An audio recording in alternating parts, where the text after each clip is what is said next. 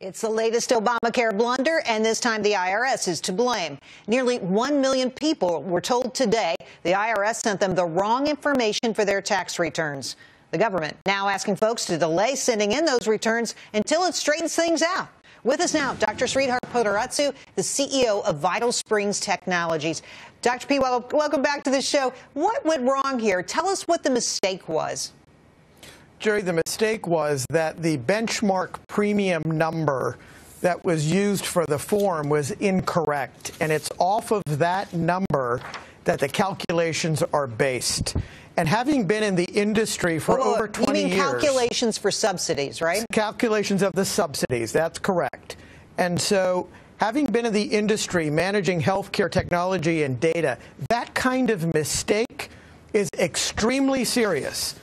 Because it's serious, but it's also making people mad, because if you delay them turning in their tax returns, they have to wait for their refund, and they're currently being told you can't file till March. Now, Dr. P, you know how this works for so many American families. You've got that refund time to the day. You have that money already spent. This has got to have a lot of people out there frustrated, wouldn't you say?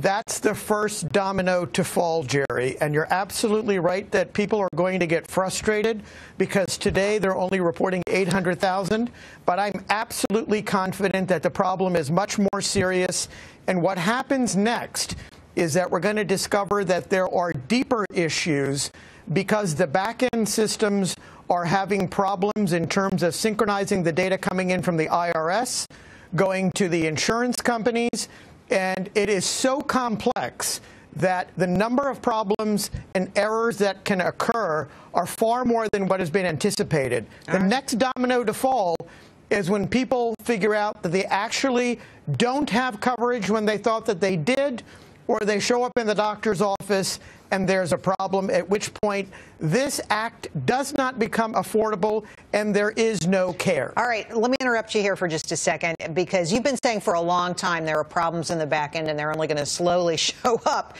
But I want you to hear from the CEO of Obamacare, Kevin Conahan. Listen to this.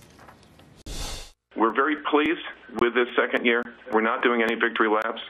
There's always opportunities for us to do things better, which is what we're committed to doing. And we're confident that next year's open enrollment is going to be even more successful and easier for consumers.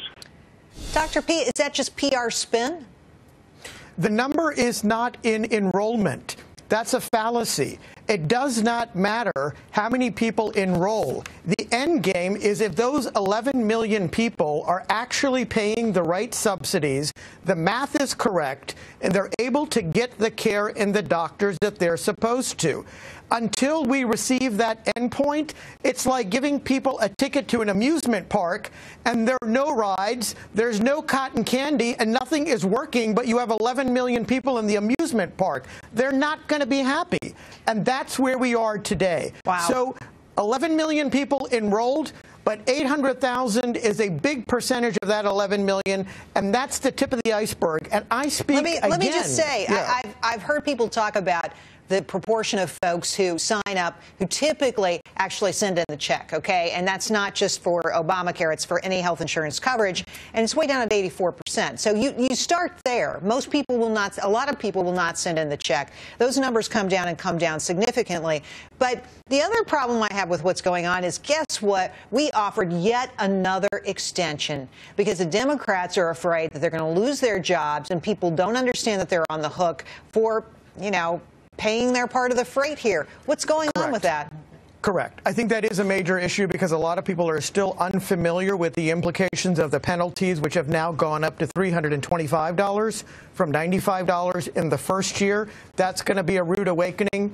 The second is that people are still trying to navigate the complexities of what's within their plan and what the plans really are. If the government can't get the premium correct in terms of the information, then how can the average American consumer understand what they're supposed to choose in terms of what they're actually getting? That's the irony here.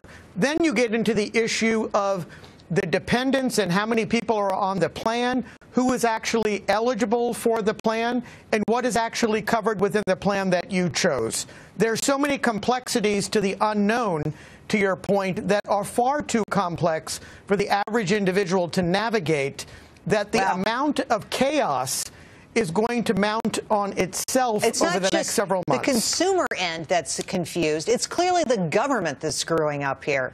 They can't explain it. They can't explain it to people. That's why people can't understand it. It's not because they're stupid. It's because the government is incapable of putting together a program that makes sense. The communication has been critical, and I agree with you 100%, Jerry. I've said time and time again that more needs to be invested at every level, over and over again, in terms of how we communicate this. I even said this in the Surgeon General's role.